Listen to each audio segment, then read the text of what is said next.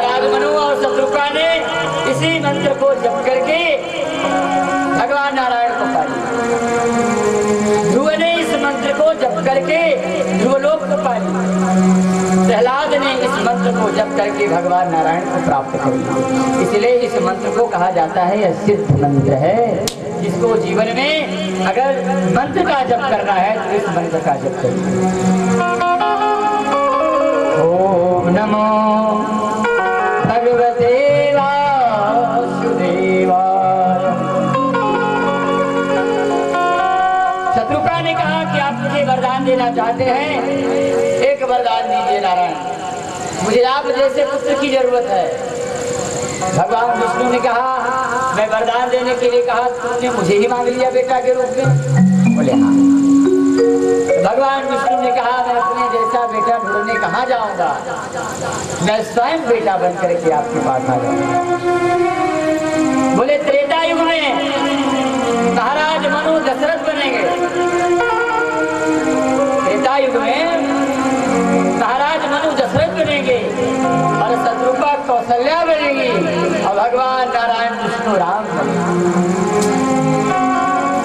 तो महाराज मनु दशरथ है, शत्रुघ्न कौशल्या और भगवान नारायण का 12वां अवतार बड़ी मर्यादा पुरुषोत्तम राम। त्रेता युग में ध्यान दीजिए बड़ा सुंदर, त्रेता युग में भगवान को प्राप्त करने के लिए राजा दशरथ बहुत अच्छे बड़े अच्छे राजा बने, सम्राट हुए।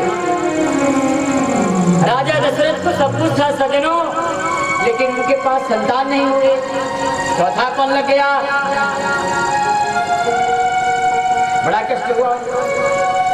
एक दिन इनको बहुत कष्ट हुआ कि भाई इतने बड़े राजा और मेरे पास कोई संतान नहीं, देखी तो बड़ा ही दुखी होकर के अपने गुरुदेव वशिष्ठ के पास, वशिष्ठ जी से कहे गुरुदेव आपने सब कुछ दिया, मुझे राजा भी बना दिया, पर मेरे पास कोई संतान नहीं, क्या किया जाए? चिंता न करो राजन, क्यों चिंता करते? कभी आपने मेरे पास आया, ये संतान नहीं है। ध्यान देना चाहिए, जब जीवन में किसी चीज की जरूरत पड़े तो गुरुदेव के पास चले जाना चाहिए। गुरु के पास जाने से समस्या का समाधान।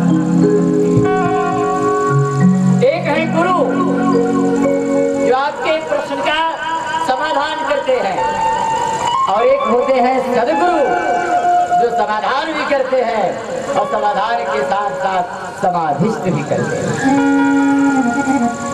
ब्रह्मर्षि वशिष्ठ ने कहा कि राजन आप चले जाइए श्रृंगी ऋषि के पास और श्रृंगी ऋषि पुत्रेष्टि यज्ञ कराएंगे अथर्ववेद के मंत्रों से, और एक नहीं आपको 4-4 संतान। वही हुआ, श्रृंगी ऋषि के पास गए, श्रृंगी ऋषि ने कहा यज्ञ की तैयारी करो। यज्ञ होने लगा और यज्ञ से देवता खीर लेकर प्रकट हुए और माताओं ने उसको यथा अधिकार को पाकर के खीर को ग्रहण किया और राजा दशरथ के घर में 4-4 पुत्र उत्पन्न हुए और बड़े सुंदर, वो भी साक्षात ब्रह्म का अवतरण होने जा रहा है। सज्जनों बड़े ध्यान से इस बात को सुनिए, मैं संक्षेप में कहूंगा कि भगवान का अवतार धर्म की रक्षा के लिए होता है। धर्मो रक्षति रक्षिता। धर्म किसे कहते हैं? बड़े ध्यान से सुनिएगा, धर्म किसे कहते हैं? यही धारण पोषण, जिसे धारण करने से मेरा पोषण करे वो धर्म है, और जिसे धारण करने से मेरा शोषण करे वो अधर्म है। माता पिता के साथ क्या धर्म है, भाई बहन के साथ क्या धर्म है, ये सिखाता है। एक दिन क्या हुआ, सुभाष जी एक रास्ते से लड़का जा रहा था और 23 साल का लड़का था और 21 साल की एक लड़की थी, दोनों हाथ में हाथ मिलाए जा रहे थे। एक बुजुर्ग आदमी था, कहा कि देखा कितना जमाना खराब बा, हाथ में हाथ मिलाए जा रहे हैं। लड़का सुन गया, कहा बाबा जमाना नहीं खराब है, खराब आपकी बुद्धि है। बोले क्या बोला? बोला हाँ। बोले आज रक्षाबंधन है, मैं दिल्ली से आया हूँ राखी बंधवाने, मैं बड़ा भाई हूँ, कि मेरी छोटी बहन है। और जैसे ही कहा कि मेरी बहन है, उसी समय जो उसके मन में भ्रम था वो समाप्त हो गया। समाप्त कौन किया? बोला धर्म। कौन सा धर्म? भाई बहन का धर्म। धर्म में वह शक्ति है जो मेरे दुर्विचार को नष्ट करके मेरे विचार को, मेरे हृदय को निर्मल पवित्र कर देती है। धर्म और इसी की रक्षा करना है। जो धर्म की रक्षा करता है, धर्म उसकी रक्षा करता है। इसलिए सज्जनों, भगवान धर्म की रक्षा के लिए अवतार हुए। यदा यदा हि धर्मस्य ग्लानिर्भवति भारत, जब जब होई धर्म की हानि, काढ़ई असुर अधम अभिमान, तब तब प्रभु का अवतार होता है। संसार में बहुत अत्याचार फैला, सारे देवताओं ने जाके भगवान से प्रार्थना किया, कोई क्षीरसागर, कोई वैकुंठ। लेकिन महादेव शंकर ने कहा न भगवान क्षीरसागर मिलेंगे ना वैकुंठ मिलेंगे, जहाँ आप बैठे हो भगवान यही मिलेंगे। बोले कैसे? बोले हरि व्यापक सर्वत्र समाना, प्रेम से प्रकट हो ही नहीं जाना। जहाँ बैठे यहीं बैठ जाइए और भगवान का भजन करिए, सिमरन करिए, वो यहीं प्रकट हो जाए। और जब भगवान प्रकट हुए, देवताओं ने प्रार्थना किया, तो देवताओं ने कहा धरती पर अत्याचार बहुत फैल गया। मैंने जैसा कि आपको पहले दिन बताया था कि कलयुग का भी प्रथम चरण चल रहा है। कलयुग का प्रथम चरण 4,32,000 वर्ष आयु, और बीता कितना भी द्वापर के बीते? बोले 5,116 वर्ष। कलयुग का अंतिम चरण आएगा। लिखा है भागवत में, जनपद मुरादाबाद संभल तहसील के अंतर्गत विष्णु यश ब्राह्मण के घर भगवान कली का अवतार होगा। फिर भी भगवान आएंगे चली, लेकिन साहब है तो प्रथम चरण चला था। अब क्या कई बारी हम कुछ मरब, क्या कई बारी जन्म, अभी तो प्रथम चरण है। प्रथम चरण में ये हाल है, क्या किया जाए? समाज में वर्ण संकरता, रक्त की शुद्धता बढ़ती जा रही है, अंतर जाति विवाह बढ़ता जा रहा है। ये मेरे देश का सबसे बड़ा अभिशाप है। आने वाले समय में मेरे देश का विनाश करेगा। इसलिए सज्जनों, मर्यादा में रहिए। भगवान धर्म की रक्षा के लिए अवतार लेते हैं। भगवान के अवतार का समय आ गया है। भगवान के प्रागट्य का जब समय आया तो उस समय नवमी तिथि था। जब भगवान के प्रागट्य का समय आया तो सारे देवता आगे धरती पर, सरयू जी की धारा बढ़ गई, गंगा जी प्रबल हो गई, सारे वनस्पति हरे भरे हो गए। गोस्वामी जी ने बड़ा सुंदर भाव लिखा कि नवमी तिथि मधु मास पुनीता, नवमी तिथि मधु मास पुनीता, नवमी तिथि मधु मास पुनीता, शुक्ल पक्ष अभिजित हरि प्रिया, शुक्ल पक्ष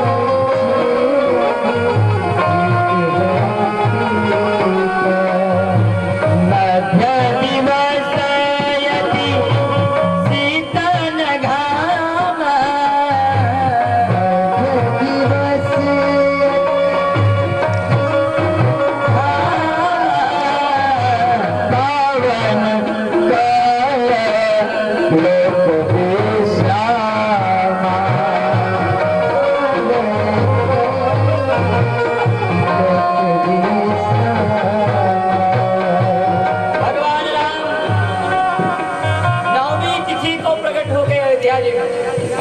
कहाँ प्रकट हुए? भगवान का जन्म नहीं होता, भगवान का प्राकट्य होता है। भगवान प्रकट हुए। अच्छा, भगवान नवमी को ही प्रकट क्यों हुए और किसी दिन प्रकट हो सकते थे? हमारे शास्त्र में आया था कि जो 9 अंक है ना, ये अंक शास्त्र का बड़ा मर्यादित अंक है। 9 ना घटता है ना बढ़ता। अब 9 का पहाड़ा पढ़िए, 9 के 9 9 दुनिया 18, 8 से 9। 9 का पहाड़ा पूरा पढ़ लेंगे, लेकिन लास्ट में 9 ही आएगा, बचेगा ना ना बढ़ेगा। वो मर्यादा नहीं है। 9 की पहाड़ा पढ़ के चले जाओ, ये घटता है न बढ़ता है, अंत में 9 ही आता है। दिमाग लगाइएगा। इसलिए भगवान राम मर्यादा में आ रहे हैं, इसलिए उनको 9वीं को आना। दूसरा, पहला कारण। और दूसरा कारण, राम को पाने के लिए 9धा भक्ति की जरूरत पड़ती है, इसलिए भगवान 9वीं तिथि को आते हैं। तीसरा कारण, मेरे शरीर में 9 द्वार है, किसी भी द्वार से प्रभु का आगमन हो जाए तो मानव जीवन धन्य और सार्थक हो जाता है। इसलिए प्रभु राम 9वीं तिथि को प्रकट होते। 9वीं का बड़ा महत्व है, 9वीं तिथि का। और 9वीं तिथि को भगवान राम चक्रवर्ती सम्राट दशरथ माँ को संज्ञा के गोद में प्रकट होते हैं। और बाबा तुलसीदास ने बड़ा सुंदर वंदना किया, आप लोग भी भाव से गुनगुनाइए। प्रगट कृपाला दीन दयाला कौसल्या हितकारी। प्रगट कृपाला दीन दयाला कौसल्या हितकारी। हरि सिद्ध महतारी मुनि मनहारी अद्भुत रूप विचारी।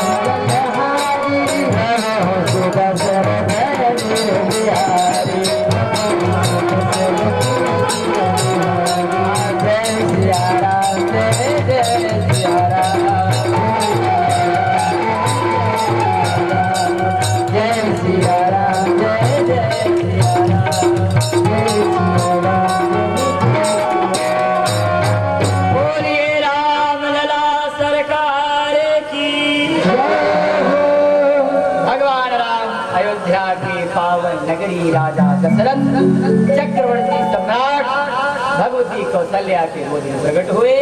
गोस्वामी तुलसीदास ने लिखा, यह चरित जिगावही हरि पद पावही अरे तेल परहि भाव कूपा। चरित जिगावही हरि पद पावही अरे तेल परहि भाव कूपा। भगवान राम लला के जन्म की कथा जो सुनता है और जो करता है वो कभी भवतारण नहीं करता। क्या लिखा, यह चरित गावही हरि पद पावही और तेन परहि भाव कूपा। श्री रामचरितमानस का जो कथा सुनता है और ये बालकांड के राम जन्म की कथा जो सुनता है वो कभी भवतारण नहीं करता। तेन परहि भाव कूपा। सबसे बड़ी बात क्या लिखा, यह चरित जे गावही हरि पद पाव, हरि का स्थान प्राप्त करता है। बोलिए राजा रामचंद्र भगवान। रामलला का जन्म अवतार हो गया। नवमी तिथि सुंदर मुहूर्त पावन बेला दिन मंगलवार की दिन प्रभु का आगमन 12 बजे दिन उनका प्राकट्य हुआ था। और जब प्रभु का आगमन हुआ सारे देवी देवता धरती पे आ गए प्रभु का दर्शन करने। और सारे देवताओं ने प्रार्थना किया कौशल्या जी से। देवताओं ने कहा, अगर मैं सरस्वती बन के चलूंगी तो दर्शन नहीं होगा। लक्ष्मी बोली, मैं लक्ष्मी बन के चलूंगी दर्शन होगा। बोले रूप बदलना पड़ेगा। सब लोगों ने अनेकों रूप धारण कर लिया। देवताओं ने ब्राह्मण का रूप बना लिया, महादेव शंकर ने भी ब्राह्मण का रूप बना लिया, जोगी बाबा। लेकिन क्या बोले, आज चल के रामलला का दर्शन करना है। रावण भी आ गया ब्राह्मण का रूप लेकर। रावण ने कहा, मुझे भी दर्शन करना है रामलला का। रावण दर्शन करने आया, भगवान ने बोला, अरे काश। बोले सरकार, आप के आने का प्रतीक्षा रहा। अरे अब कहूँ अछौड़ी, अब कयो युग बीत गया हमें राज्य करते करते, हमरो मुक्ति होई कि ना होई। तो बोले हमें कुछ नहीं चाहिए, सिर्फ आप मुझे मुक्ति प्रदान कर दें अपने हाथ में। मैंने सुना है कि जन्म जन्म मुनि जतन कराए, अंत राम मुख आवत ना। राम का शब्द नहीं आता है, लेकिन प्रभु अगर आप धरती पे आ गए हैं तो मेरा उद्धार करो। सारे देवी देवता आकर के रामलला का दर्शन करने आए। कौशल्या रामलला को दिखाती नहीं है कि नजर लग जाएगा। तब तक सरस्वती माई ने क्या कहा, ललनवा के दर्शन कराए। अभी सीताराम जी बड़ा सुंदर ललना को लेके आ गए। ललना को लेके आ रहे हैं, ललनवा के दर्शन कराए।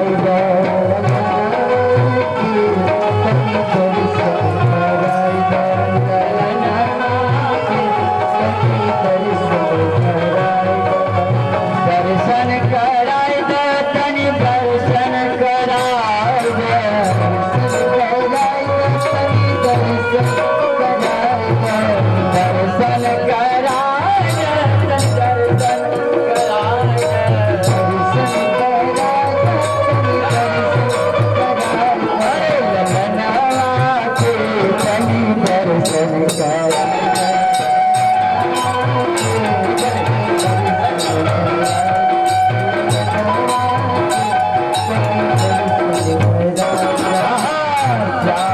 तन धन नीलमणि छवि नीलमणि छवि हैया राम हमरा ले आइला हैया राम हमरा ले आइला हैया राम हमरा बसाइला या राम हमरा बसाइला दर्शन कराइला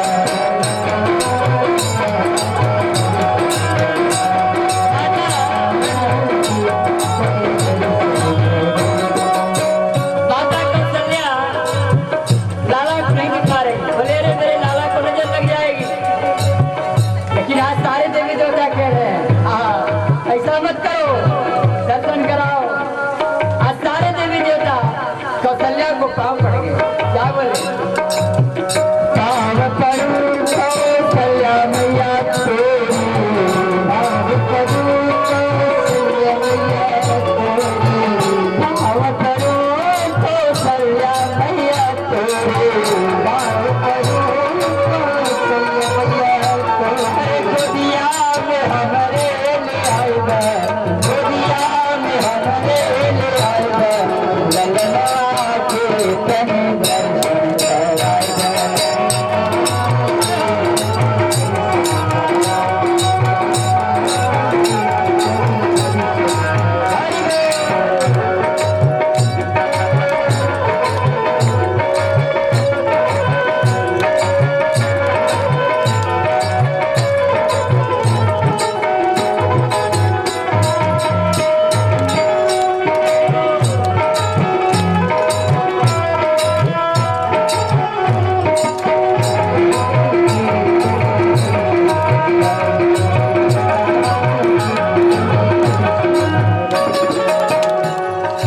भगवान का रामलला का दर्शन करने के लिए सारे देवी देवता आए। आज सरस्वती कह रही हैं और लक्ष्मी, सबसे बड़ी बात पार्वती जी बोल रही हैं। महाराज जी, पार्वती जी कह रही हैं कि राजा आज तक आज से किसी को बधाइया नहीं दिया है। क्या नहीं दिया? बधाइया नहीं दिया। और चौथे पन पायो सुत चार, चौथा पन में वो भी चार चार बेटा। बोले आज आप अब बैठ जाओ, अभी बैठ